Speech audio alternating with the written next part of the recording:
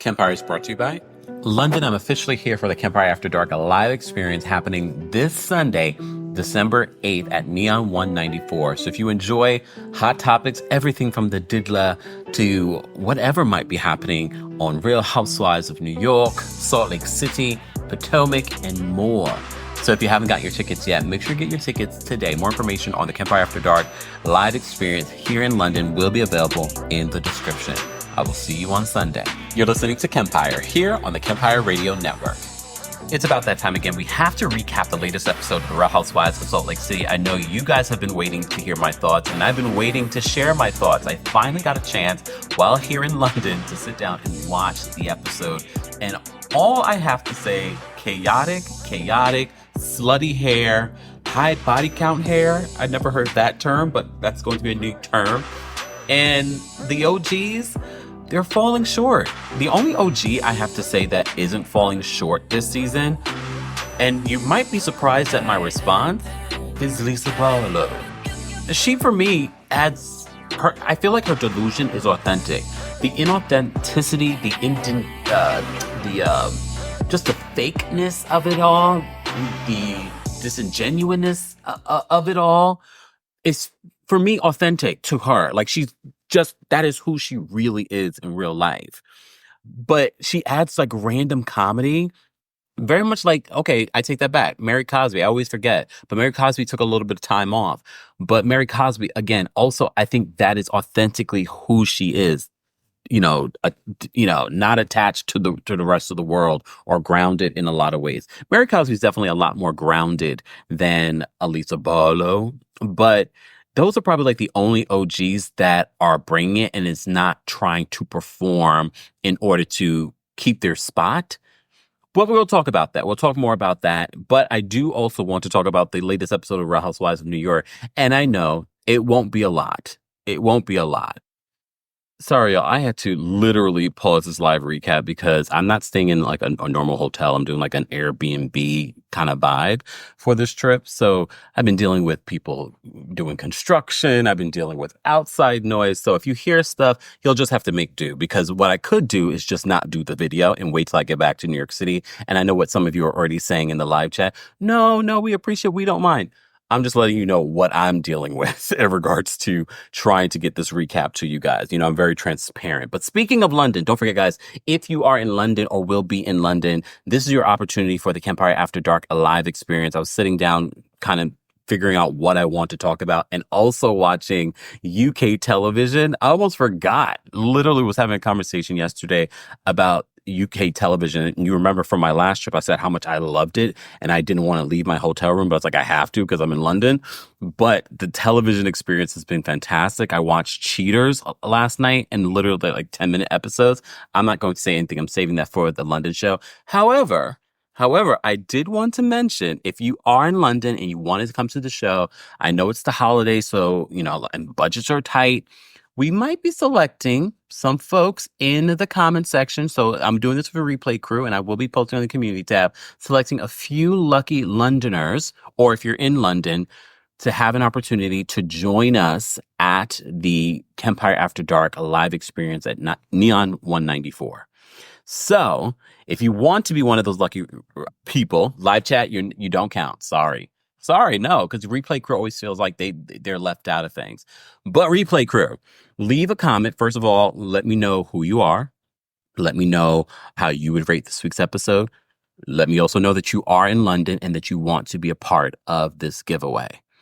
And I will be in the comment section selecting you and telling you where to email me. Okay? All right. So make sure you follow those instructions. Who you are, that you're in London, that you're entering to be a part of the Kempire After Dark live experience on Sunday, December 8th here in London. Okay? You and a lucky person will be able to join you. I'm not going to let you do it. Come on your own, because I know you're like, oh, I don't want to have to come by myself. You and a lucky person will be able to. I will decide on how many winners we will choose from. I say all that to say I'm in London. Go get your tickets if you haven't got your tickets already. All right. More information on that will be available in the description. All right. Let's get into our recap of the Real Housewives of New York a little bit. Just a smidgen. Just a smidgen. I have some quick thoughts that I want to share. But mostly, let's talk about the Real Housewives of Salt Lake City. As always, don't forget to like the video. Don't forget to share the video. And don't forget to subscribe and turn on your notifications. Let's get into this. Welcome back to the Kempire channel, your number one source for pop culture news and music, entertainment, reality TV, and so much more. As always, be sure to like this video, subscribe to the channel, and hit that notification bell so you never miss out on breaking news when we go live or when we upload. Shout out to those of you in California, Northern California. I heard that you guys had a 7.0 magnitude earthquake, I think yesterday. Time for me is ridiculous at this point, but it recently happened. So I hope everyone that is out there that watches the channel is safe. Also, shout out to this crazy story that happened in New York. Literally, when I landed, I saw the story where that United Healthcare CEO was basically murdered in New York City in the street. So I'm fully aware of what's been going on in the United States while I've been here in London, and very, very sad because, these situations are, you just don't know how to react or how to prepare or how to even just contemplate what's going on over there in the States. I say all that to say, guys, let's talk about Real Housewives of New York. Speaking of New York, as you know, I said I wasn't going to talk about New York anymore. I'm over in New York. And every week it gets worse and worse. It doesn't get any better. There really is no saving grace. I got a little smidgen excited when they talked about Raquel's engagement party was going to be like ballroom inspired. And here's the thing. I don't expect everyone to know anything about the LGBTQIA community. I don't expect people to watch Paris is Burning. I don't expect people to watch Pose or anything like that. However, a lot of my heterosexual girlfriends love Pose and we're big fans, okay? And you did learn a lot about the ballroom scene. However, if you're going to be in New York City, I would hope on some level you would know something or have an idea. But here's the thing. We are in 2024. It's not like what it used to be. We have such access to information. And now with artificial intelligence, aka AI, you have even more access to Google stuff. So your ignorance in your confessionals, it's not cute. I know you think, Jessel, that is cute. Like, I don't know what that is.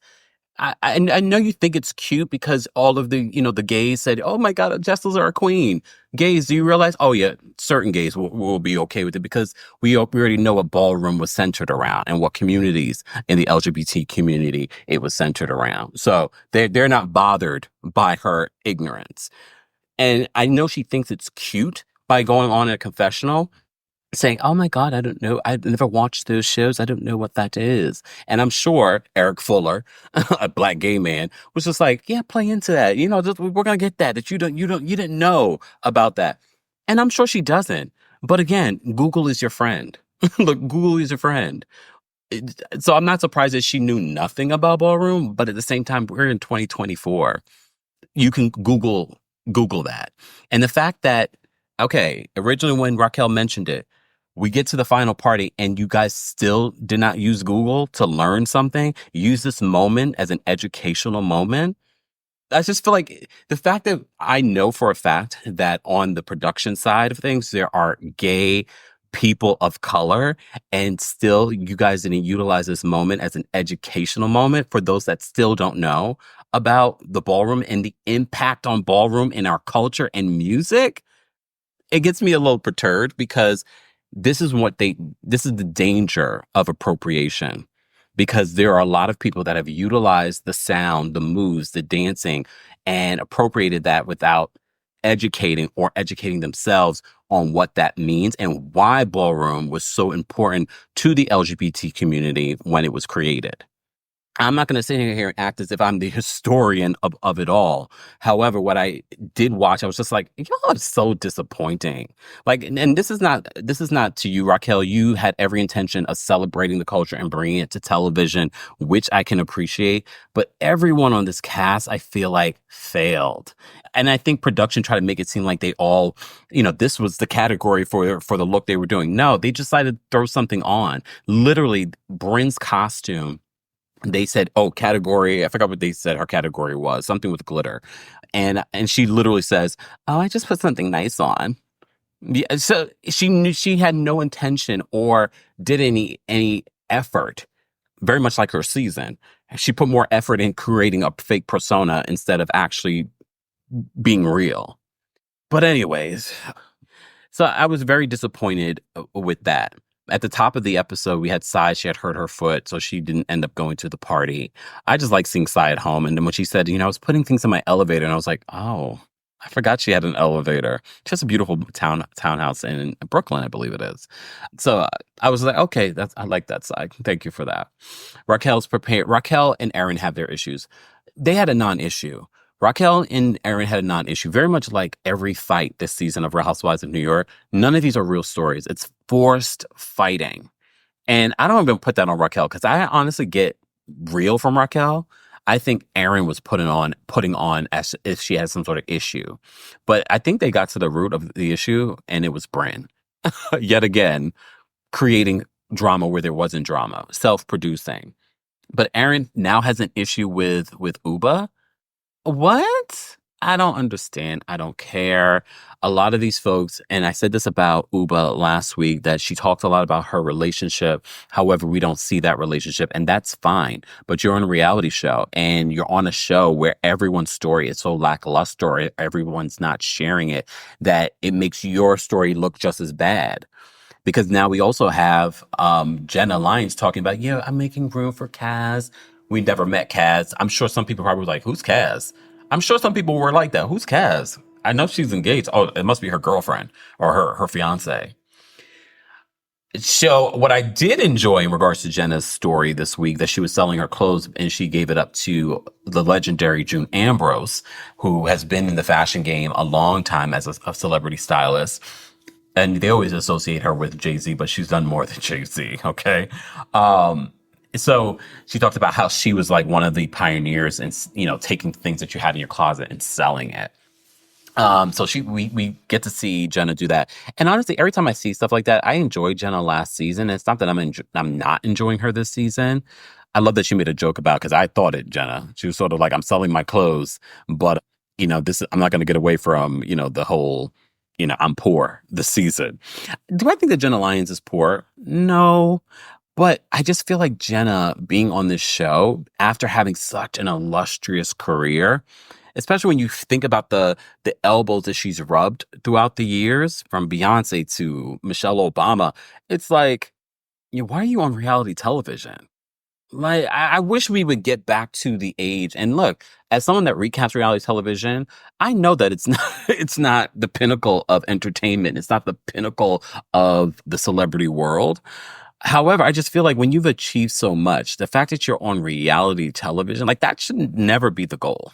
That's like Beyonce coming to do reality television. It's like, unless you're going to innovate it in some way. But no, Jenna's just a part of the cast. She's not innovating. She's not changing anything. I just feel like, Jenna, how the mighty have fallen. Just saying. But anyway, she has her, her closet sale. And honestly, I appreciate stuff like that, because I think a lot of times we hold on to a lot of stuff that we have, like even packing for this trip. I'm like, I haven't worn this outfit in like forever, or I still had tags on certain things. I'm like, I'm just giving this stuff away. Why is this just sitting in here collecting dust when someone that actually needs it could be wearing it? And I'm not talking about giving it to like the places where they'll buy it or sell it. I get why Jenna Lyons is doing. She's got clothes that are worth a lot more than what I'm talking about. Like even this shirt, I barely ever wear this shirt just because I like it. It's snug in weird places, but for this, where you guys don't see the snug, it's perfect. Look, it's perfect. So after this trip, I'll just give this away. Look, I'll just give this away. I'm not selling it. I also don't have the patience for anything like this in regards to selling. And I'm sure she has a team of people that are helping her do all the sales. But you notice how that woman was like $20 for this J. Crew eyeglasses? I agree. I like J. Crew, but J. Crew ain't, high-end fashion. At least not for those sunglasses. So she was like, $20? And Jenna was just like, oh, okay, all right. She wasn't offended. I mean, she probably was a little offended. But anyways, what else happened in this episode? We have the ballroom party, and we did get to see some voguing and some dancing. But again, that's just surface. And I get it's a reality show, but we've seen that. We've heard that before. And I just feel like you have an opportunity to actually educate and innovate in this situation. And we have a bunch of people dressing up in costume and don't realize the history, the blood, sweat, tears, and hurt that was created behind this. And it's lost. At one particular point, Aaron's like, I don't know. Wait, was it Aaron? I think it was Aaron. When she mentioned Grace Jones, Raquel had mentioned, yeah, I think it was Aaron. When Raquel mentioned Grace Jones, she's like, Grace Jones. Yeah, Grace Jones influenced some of your favorite pop stars of today. Again, why appropriation is so dangerous, because y'all think it was that person that originated that style and that fashion and that sound. And it's not. that See, I get it. Some people get uncomfortable when we talk about color and race and appropriation, but I'm gonna make you uncomfortable, because if you don't, you rather be ignorant than uncomfortable. I'd much rather be educated and uncomfortable by asking the questions, as opposed to living in my ignorance and spreading misinformation like, oh no, that person originated that sound, that look, that fashion. No. Grace Jones may not have all the number one hits and the things like that, but Grace Jones is a music and fashion inspiration to a lot of your faves of today and some of your faves over the years. So I just, and shout out to Grace Jones, also Jamaican roots. Okay. Also Jamaican. Icon. But anyways, so what the hell were Abe and Aaron wearing? Like, what was that supposed to be? Like, my thing is, if Abe is going to dress up as a woman, if we're going to do drag, dress up in drag. Like, you're in New York City. It's not like you're in Bumble Nuck Nuck. You're in New York City. You could have gotten dressed up in drag. Like, even on I think it's next week's episode of Real Housewives of Potomac, even Ashley, when she dresses up as a drag king, like, she really owned it. Who was it? Did Jenna say that she was turned on by Aaron? I was like, y'all are doing the most. Like, Aaron looked like she was dressed up in costume. She didn't look like a guy. Look, 50 Cent did better when she dressed up as 50 Cent. So it just gave too performative, too costumey. It took away from the history of ballroom and what could have been done. You could still have fun and do ballroom, and still celebrate it. It just felt like you guys made a joke of it, as opposed to giving it the respect that it deserves. Because a lot of, we could do a whole Miranda Priestley when Miranda breaks down the color of the sweater that the young lady was wearing. So like we could do that, because a lot of what you enjoy of today, from your music to your fashion to your style to your favorite artists, are inspired by ballroom. Most recently, Beyonce's Renaissance, and that is just recent. And how that is what Beyonce was doing and celebrating. And you would think after Renaissance, some of y'all would have Googled and educated yourselves. But no, you're just like, I like to dance. I'm going to dress up in costume. I'm going to go to Beyonce's concert. Not knowing the history at all. You probably didn't know the history behind Cowboy Carter either. You probably still think, what's his face created country music. I can't. Like, that's the thing. I think if Real Housewives of New York hadn't already been very frustrating, that this week's episode probably wouldn't have been as frustrating. Like, oh, it's been such a great season already, though. No, it hasn't been. It's just continuously has gotten worse. And here's the thing, again, Andy Cohen, as a producer, as a gay man that has been in New York and likes the company of black people, black men, allegedly. You would think, after you've seen this, like, y'all could have did a better job with this. But again, Eric Fuller, black man. I don't want to put that on you, but at the same time, it's like, okay, I know this is important. Even if it's not a part of your culture. I don't know where Eric grew up. Even if it's not a part of your culture, again, Google is your friend. I say all that to say, y'all still didn't do what y'all were supposed to do. Okay? Y'all didn't do what y'all were supposed to do.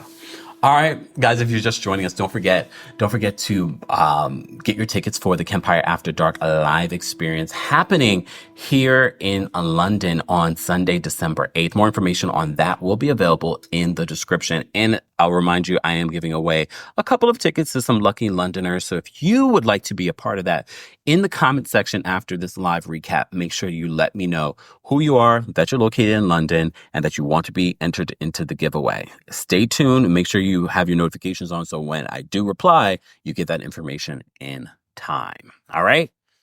All right. Let's talk about Real Housewives of Salt Lake City. This was a chaotic episode. I did not expect this entire episode to be about Meredith Marks and her bat mitzvah.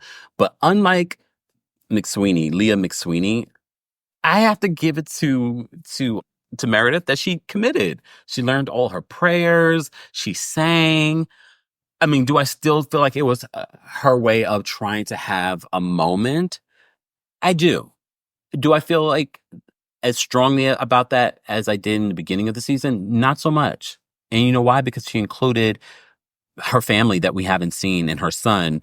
And I was sort of like, I don't think she would involve her son, Reed, because he likes to live a very private life. I don't think she would involve him in this way if it was just a storyline. So I do think that it was somewhat a storyline, but I do believe that she wanted to connect to her roots. So I her bat mitzvah, I was sort of like, okay, I just didn't expect the entire episode to be about the bat mitzvah. I thought that was interesting, that the entire episode was about the bat mitzvah. Of course, everything else was happening in between, but here we are.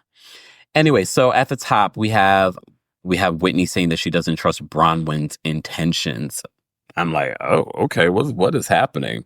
I think I completely forgot last week's episode and the issues, because when was last week? Last week was Thanksgiving, right? So I think that's where I kind of completely forgot that about these folks' issues. And you might have seen the ratings for Real Housewives of Salt Lake City were a little low last week, but I also was surprised that they even aired an episode Thanksgiving Eve, because that's a biggish travel day during the holiday season. So a lot of people were not at their phones or computers or anything like that. So or televisions or at home and they're with their families and things like that. So I wasn't surprised. I wouldn't be surprised that streaming numbers were huge for them because it was such a really, really good episode. I did not get a chance to watch Mary Cosby on Watch What Happens Live. I saw some clips and she did get emotional. And I mean, I have to say, I think a lot of us saw Mary in a different light especially because she is so religious and how she handled that conversation with Robert Jr. She really handled it in a way that I don't think we expected her to handle it, especially because she's been so awkward over the years, but she really did do a good job. And she got really emotional on Watch What Happens Live talking about it. And she did confirm that Robert Jr. did go into rehab for 30 days and his wife, it's not really his wife, is still in rehab. I don't think they need to be around each other because especially when you're dealing with addiction, you don't need another person that's having those issues. Like they need to focus on their own sobriety and their own, plus they're very young. They're very young. Anyways, so Meredith prepares for her bat mitzvah. I completely skipped over that. We even get to see her family do a little bit of photo shoot. Her mom's there, her sister's there. Her sister's beautiful. Meredith has a beautiful family. We also get to see Meredith's son who lives in New York. So that's part of the reason why she's always in New York too. Okay. But he's also very private as well. That's why a lot of people don't even know that she has this other son. But if you've seen pictures of them on social media, then you already kind of knew. So the bat mitzvah, they had the pre-prepping for the bat mitzvah. And then the bat mitzvah starts, or at least people start gathering for the bat mitzvah. And this is where Whitney says she doesn't trust Bronwyn. I completely forgot what happened last week. Because you remember Bronwyn had said that she was surprised that Whitney and Heather were hosting that event together because Whitney didn't have the best things to say about Heather. And honestly, Whitney, I mean, based off the last few seasons and them reminding us last week some of the inconsistencies and lies that you've said over the last few seasons, you do have an interesting relationship with the truth. You do. Even with this Alibaba stuff, you have an interesting relationship with the truth. And I appreciate Bronwyn calling you out because I think the entire audience have been confused by your relationship with Heather. And I still am not confused. I know what you guys are doing. I don't believe that it's 100% genuine, but I feel like Heather dislikes Bronwyn so much that she's never going to be on Bronwyn's side no matter what it is. And she's always going to stick by one of the OGs. Okay. Lisa, there's a moment, and I wasn't sure if she was referring to Britney's nails or Whitney's nails, but Lisa was like, "Oh my God, that's so Bridge and Tunnel," in regards to like having gems and things like that on the nails. And Bridge and Tunnel means like unsophisticated. Some might say ghetto. And I said to myself, because as you know, I gotta bring it here. There are a lot of women, especially women of color, that wear gems and think different, all kinds of things on their fingernails. Literally, Cynthia Erivo in Wicked wanted that incorporated into her role as Alphaba because she's like, she wanted to kind of represent a little bit of herself and the women that look like her. So when Lisa says stuff like this, I don't think they realize how many people they're going to affect, especially people of color that watch this show. I don't think that they realize that it's going to be of a dig at them. That's so Bridge and Tunnel. And I'm glad the editors included what that term was. I haven't heard that term in years, though. That is a really old school term. That's so Bridge and Tunnel. Having gems on your nails. That's very common right now. That's very common. Literally, that fashion designer, I forgot his name, Lord. Marc Jacobs, I think it is. Marc Jacobs, he started wearing like long nails with the gems and things like that on it because he saw some folks on the internet doing that. He saw a Hispanic kid doing it, boy, and he didn't realize that, this stemmed from like Black women and women of color, and he got into a little bit of trouble with that. But yeah, I say all that to say, Bronwyn says she doesn't feel like she should be speaking to Angie and Whitney because of what happened at this, troop camp day that they did. Understandably. But then we were wondering, like, is Mary Cosby coming to the bat mitzvah? But because Meredith and Mary have had their issues over the last couple of episodes. Let me just turn my notifications off, y'all, because I feel like every time I feel like notifications coming on. Anyways, so they flash back to a week earlier where Angie and Mary are filming or having lunch or whatever you want to call it. And we find that Mary says, she doesn't know if she's going to go. She has a lot going on. She's like, I have to be there for my family. And she gets emotional. I found it weird that Angie didn't like embrace her. But then I'm like, Angie probably knows that Mary's a little weird too. So that's probably why she didn't do it. But Angie did say to her, I don't know what's going on. I wonder if she did know what's going on, but she didn't feel comfortable bringing it up on camera because maybe Mary told her she didn't want to bring it up on camera. I think Mary had to kind of go through the motions on whether or not she was going to share what he was going through. I did see on Watch What Happens Live. She's like, we didn't rehearse that moment, her and Robert Jr. We didn't, we just said we're going to do this. We're going to have the conversation, but we didn't plan it. We didn't plan what we were going to say. So, and again, we don't know when some of these things are filmed. So some things are probably filmed out of sequence. So that scene with Angie could have happened before she had that conversation with Robert Jr. So maybe she still wasn't comfortable yet on what she was going to share. So in that moment, she probably was thinking, I'm not going to say he has this drug issue because he hasn't admitted this yet on camera. Something to think about. Again, we don't know the timeline and we know that they filmed all kinds of things out of sequence. So we shall see what that was. That's why it felt kind of, and I like the fact that Angie kind of knows Mary in a way that she's like, I'm not going to push. I know something's going on, because we see literally Mary tearing up. And I found that to be interesting because we don't see Mary get that way with a lot of people. So Angie, you should really feel like, like we're building a real relationship. And although I do think that Angie is performative, and I said this during our last recap, I feel like there's a really sweetness to Angie. And I know she is performative. Don't get me wrong. I know that she is performative. The napkin, the pushing of the chair, like all the scroll. I appreciate the scroll though. But I do think that there's just a sweetness to her. Did I become Team Angie all of a sudden? I never was not. Well, I'm Team me all day, every day. I don't know these people and don't care to know these people. But especially in this episode, I was like, Angie does a lot, but Angie was trying to apologize and people were just sort of like being weird. Okay, we'll get to it. Anyway, so we find out that's the reason why Mary might not be showing up. All right. Brittany says that she's upset with Angie about accusing her of sleeping with many men. Here's the thing, though. Because remember, Brittany was also upset with Angie about bringing the wine. And Angie's like, I see you drink wine all the time. And here's the thing when it comes to Mormonism, it's all about the facade. And Angie's like, sort of like, but you drink and you told us that you're dating multiple men at the same time. And I think Brittany likes to keep up the facade because she is still within the religion and she's probably still religious, but just not living, by the rules. And she's also a woman in Mormonism. So they're held to a different standard than men. So I get why she feels ashamed, but don't put that on Angie. Angie's innocent in regards to it. She brought you wine because she knows you like wine. And you told her that you're dating multiple men. So she's like, you're dating multiple men. Don't sit here and act as if you're holier than thou. And that's exactly what it is. Brittany is acting like she's holier and she's not. She's like everyone else. She's like, I'm dating multiple men. Not necessarily sleeping, but maybe she's, I was going to say waterboarding. That's not it. Soaking. There we go. Probably doing a lot of soaking.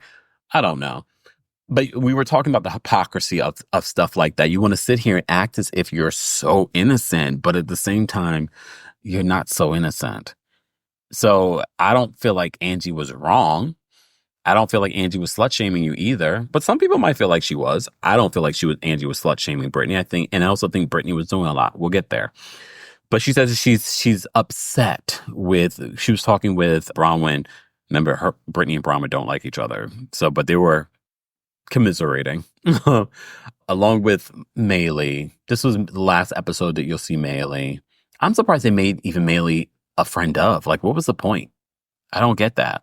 Maybe she had signed a contract mid-season. Who knows? Again, I'm not going to sit here and say Maylee is boring because we're watching an edited show. Maylee could have said a lot in so many different moments and they just edited it out. Maylee, at least we got to see who you are. We know your name. You're beautiful.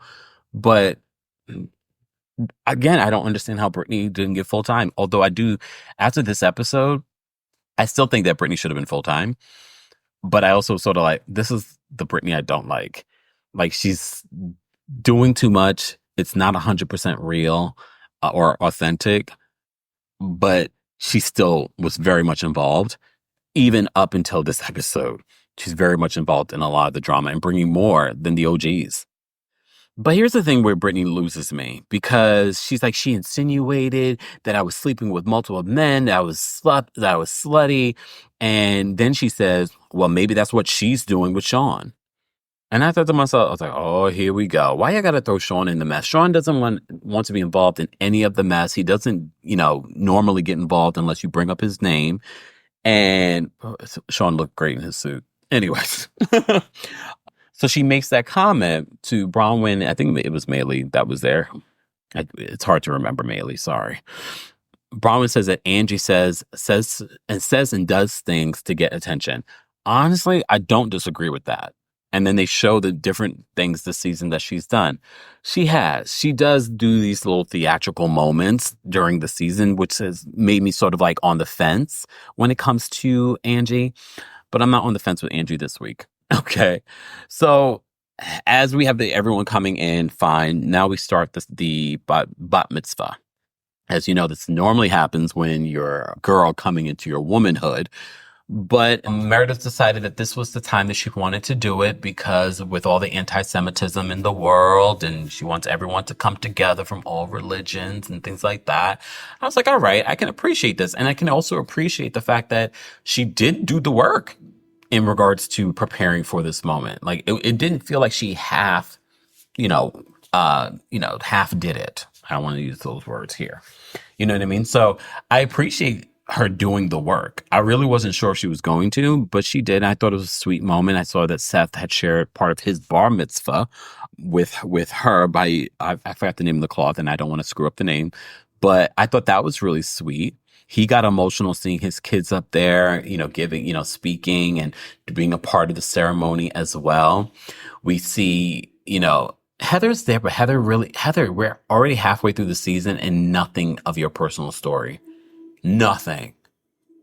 But again, I see value in Heather. I don't love Heather all the time, but she provides such Mormonism background that she's not someone I'm like, Heather needs to go. Heather needs a personal story, though, and I don't believe that Heather doesn't have it. I think she just doesn't want to share it. But okay. Anyways, um, so Mary ends up showing up. Mary ends up showing up, but Mary doesn't know how to get in.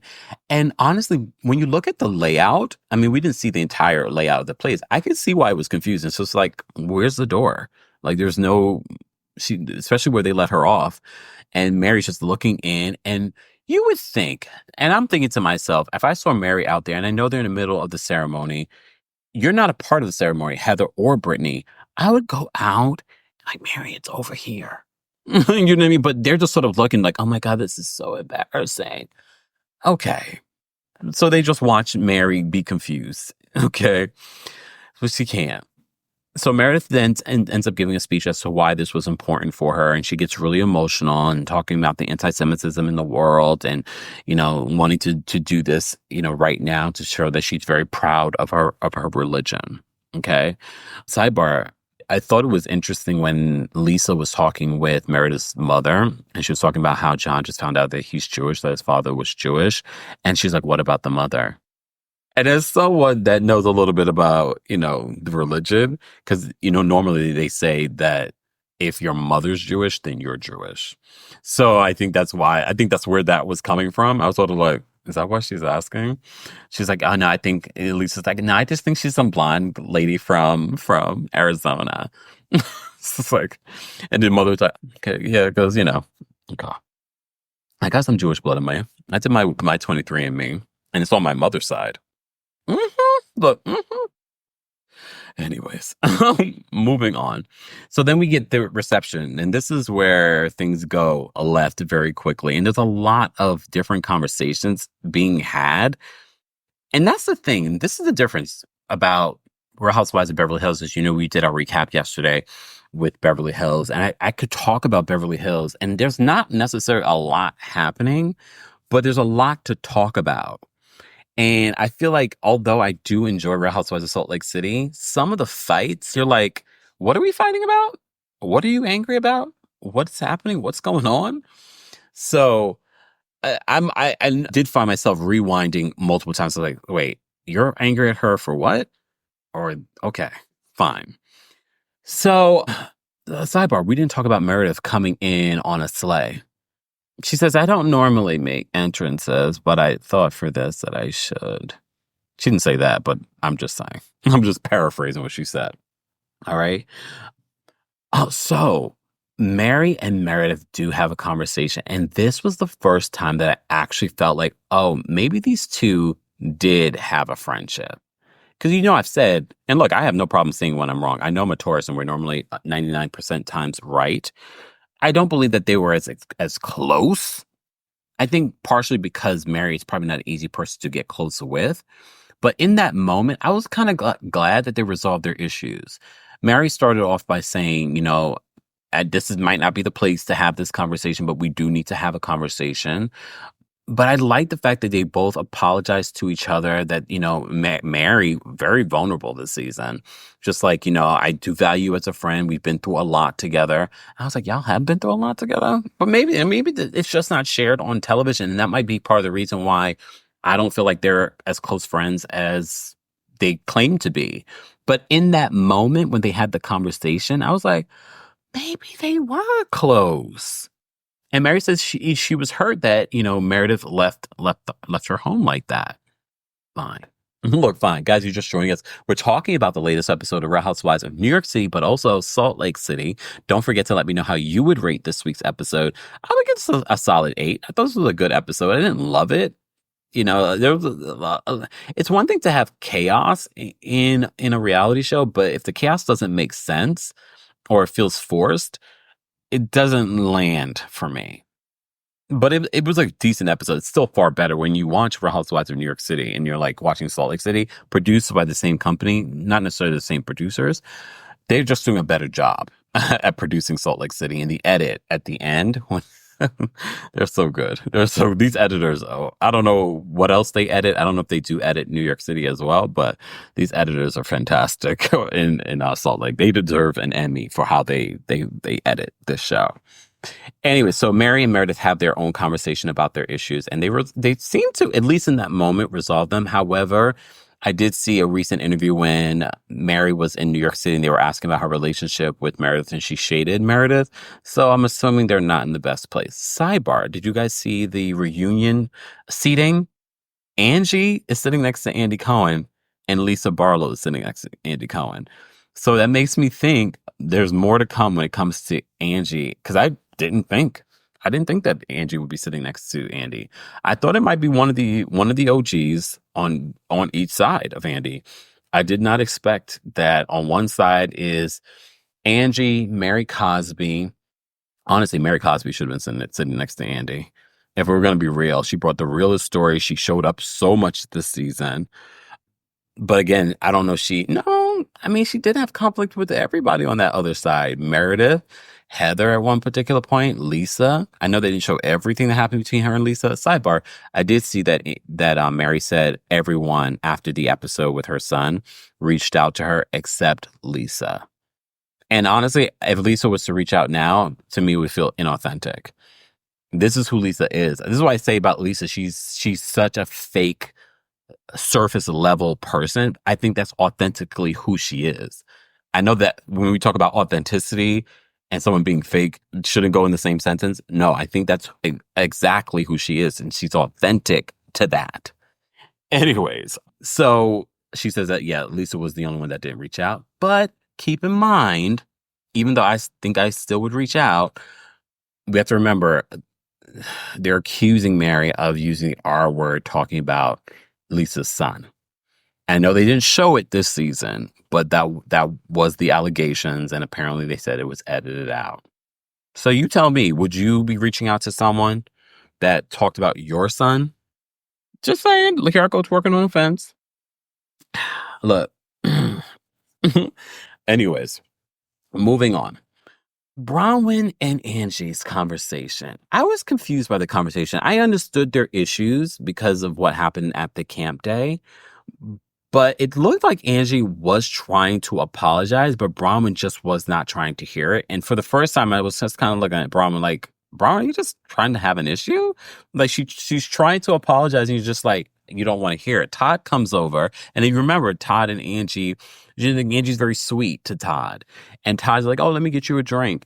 And Bronwyn gets offended. She's like, no, she's over here making me upset and you're buying her a drink. So they have their own separate conversation, Todd and Bronwyn. And she's just like, it doesn't feel like you're supporting me in this moment. How did you guys feel about that? I think that Todd's not here for these back and forth. I definitely think that Bronwyn is more than willing to play the game of reality television and fight with these women. But Todd's like, no, we're not going to do that. And I think Todd does like Angie because you remember Angie has been very sweet to him over the, season. So she's probably just like, yeah, we're not going to fight with them. Like, what are you doing? And especially because it looked like Andy was trying to apologize, trying to make amends with Bronwyn, and Bronwyn just didn't seem like she was open to it. So when Todd comes over and he's like, oh, let me get you a drink, you can tell that Angie loves Todd too. She's like, I don't think whatever they had, they can't get back to a better place. I just didn't like how Bronwyn handled that conversation because to me, you could have squashed it. It wasn't that deep. Should Angie have spoken to you in that way? No.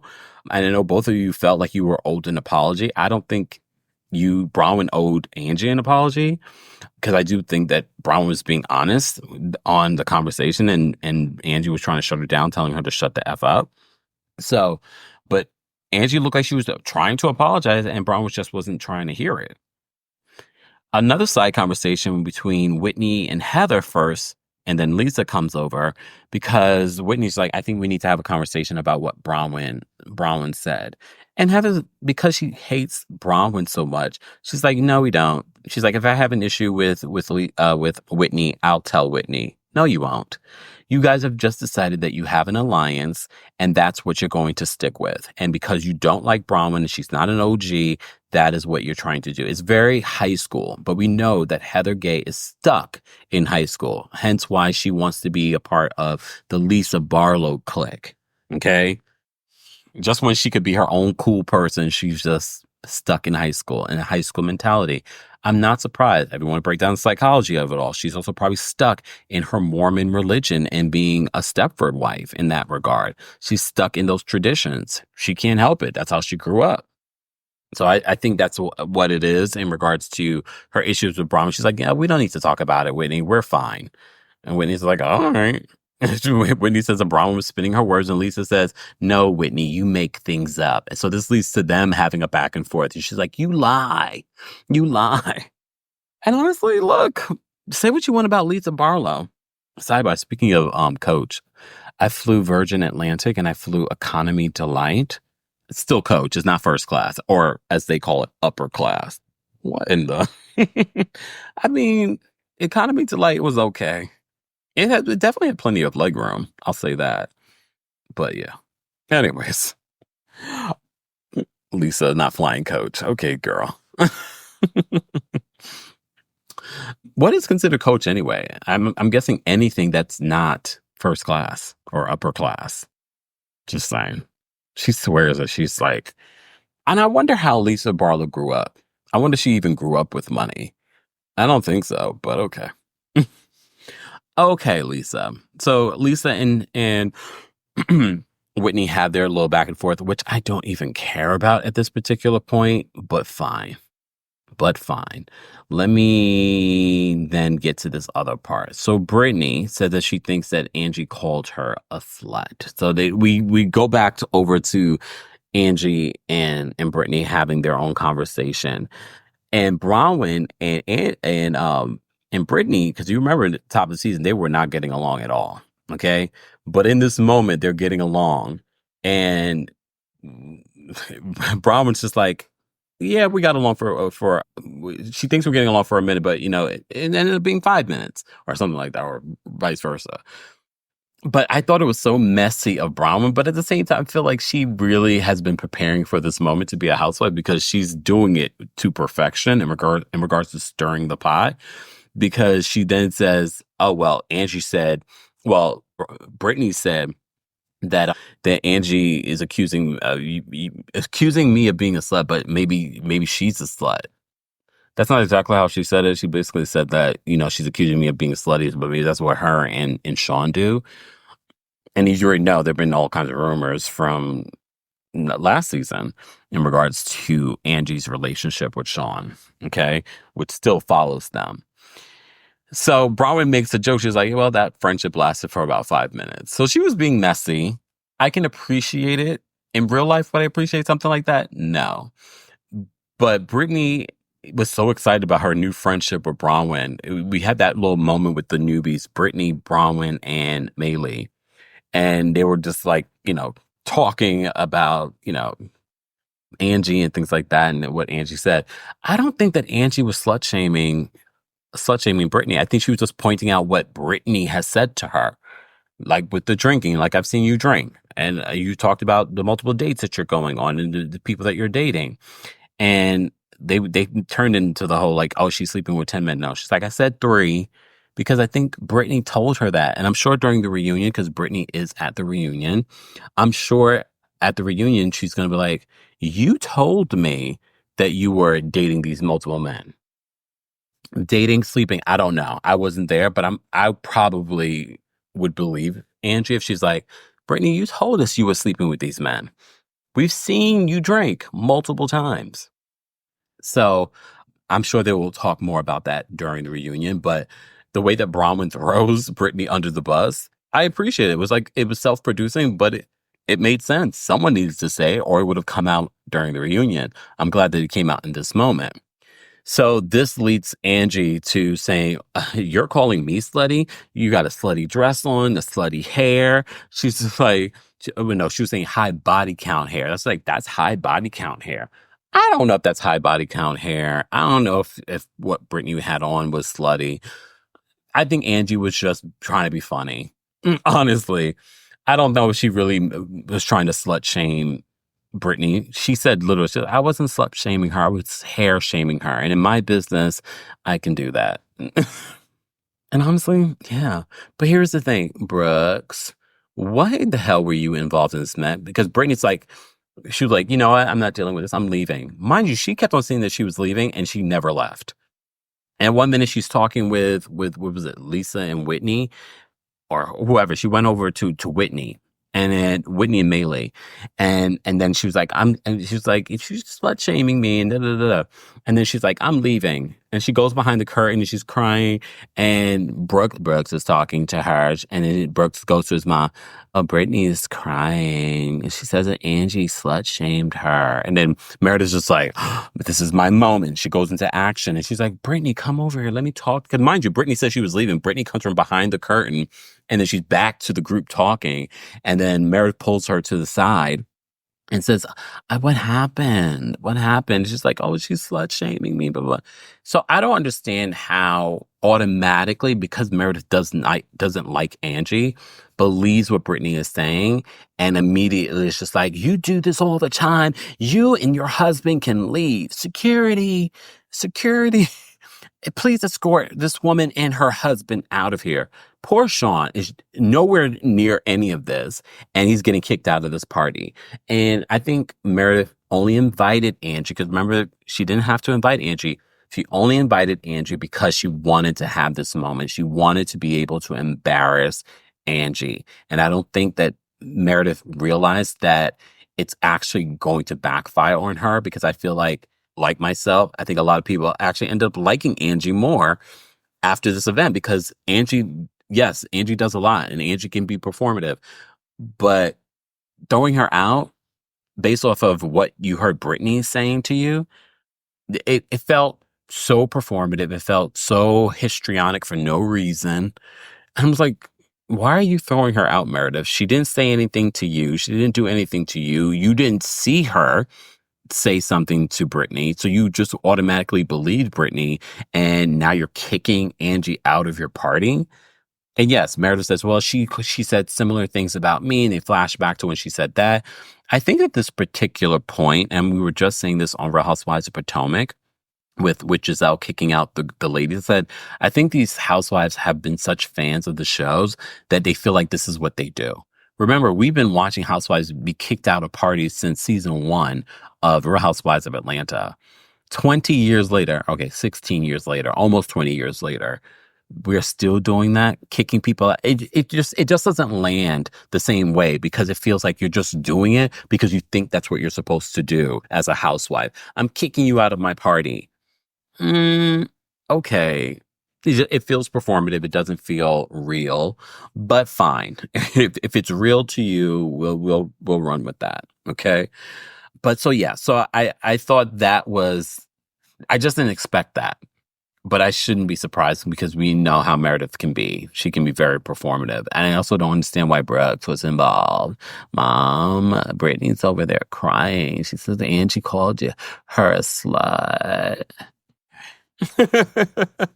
Lisa goes to check on Angie. Angie's, she's like, I'm 100 pounds. I was like, okay, 100 pounds.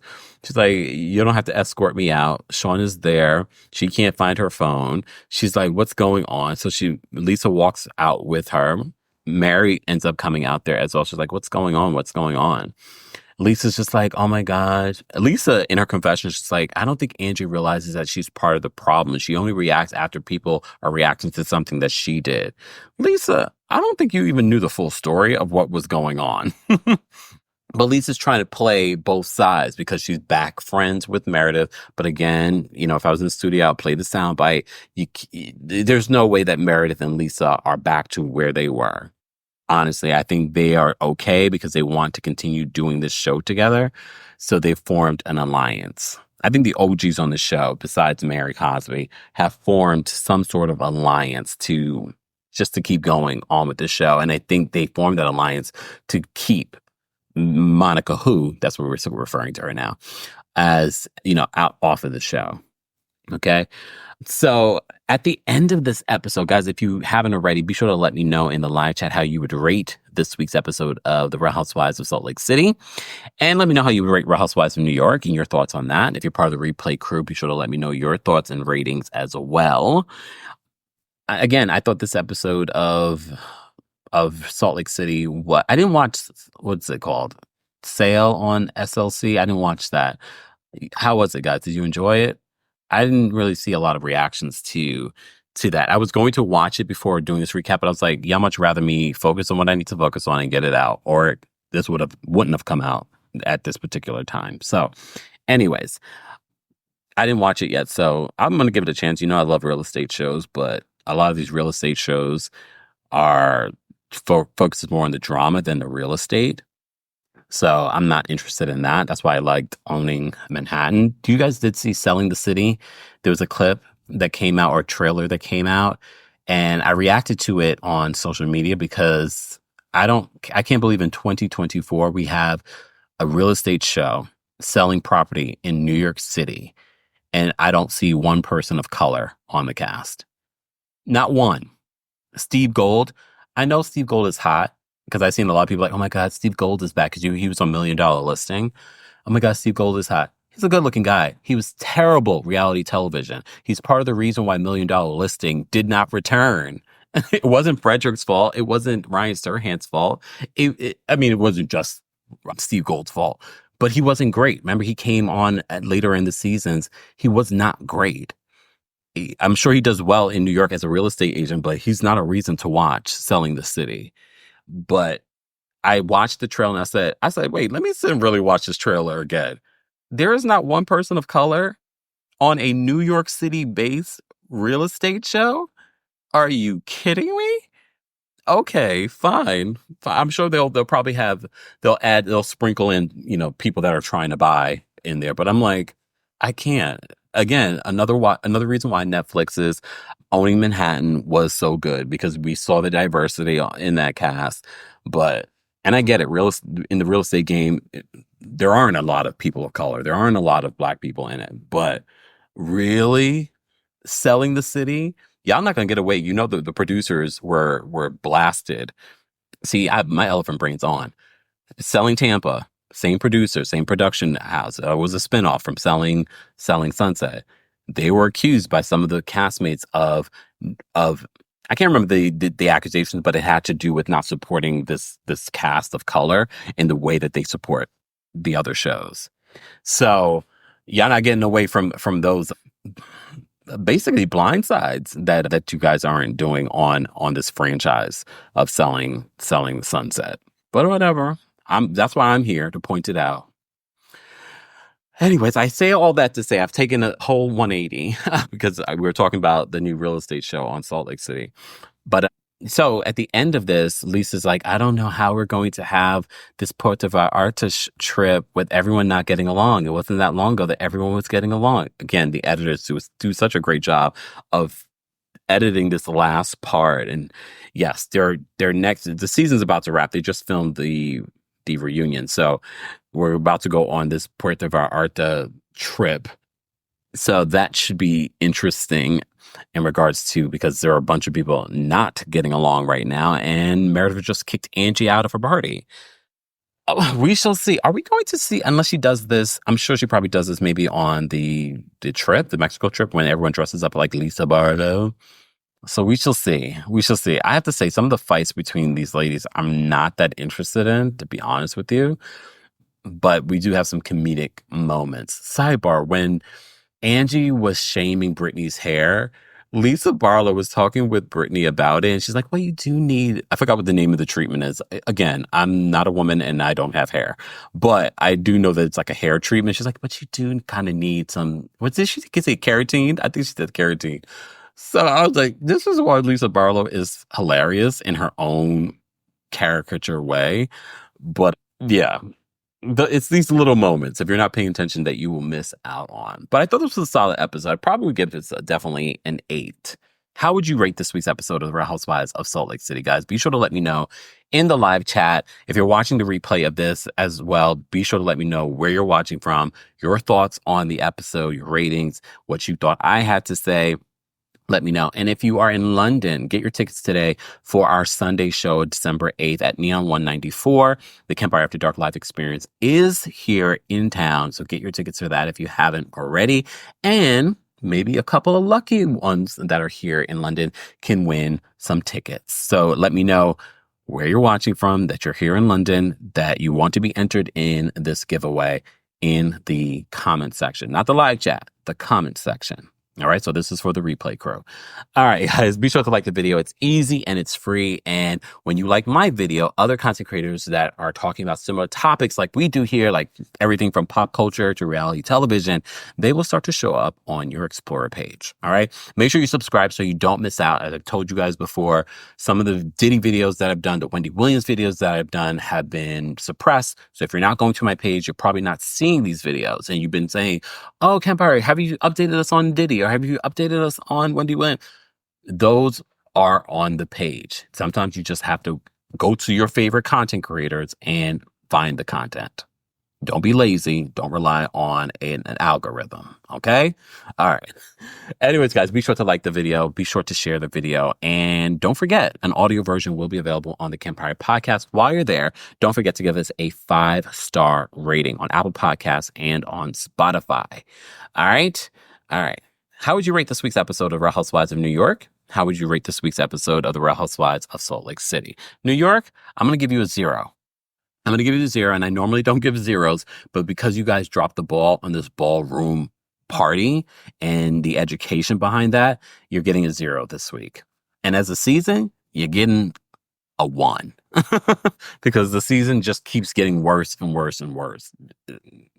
Oh, sidebar. I didn't even talk about Bryn. Bryn's writing a book. Writing, I'm going to put in quotes because she's using a ghostwriter. A lot of people do. But she did talk about her SA situation. And I wanted to ask some of our, licensed therapists in the building, because she says part of the reason why she has had issues in her relationships and why she doesn't want to pursue a relationship is because of what happened to her. Understandably, but she says she much rather focus on having a child. And I was like, I think you probably should focus on healing from that situation and actually building a relationship. Because one of the things that I learned as a kid is that so many people focus on their kids as opposed to focusing on their relationship. And it's the actual opposite. If you want to raise happy, well-developed, stable children, is to focus on your relationship. So I think Bryn should be working on her mental health after and resolving the issues that she had from her SA situation, then actually getting into a healthy relationship. But I can't with Bryn. I can't with Bryn. You never know what you're getting from Bryn. You never know what's real, what's authentic with her, but I wish her the best. Guys, as always, don't forget to like the video. Don't forget to subscribe. And don't forget to turn on your notifications once you subscribe.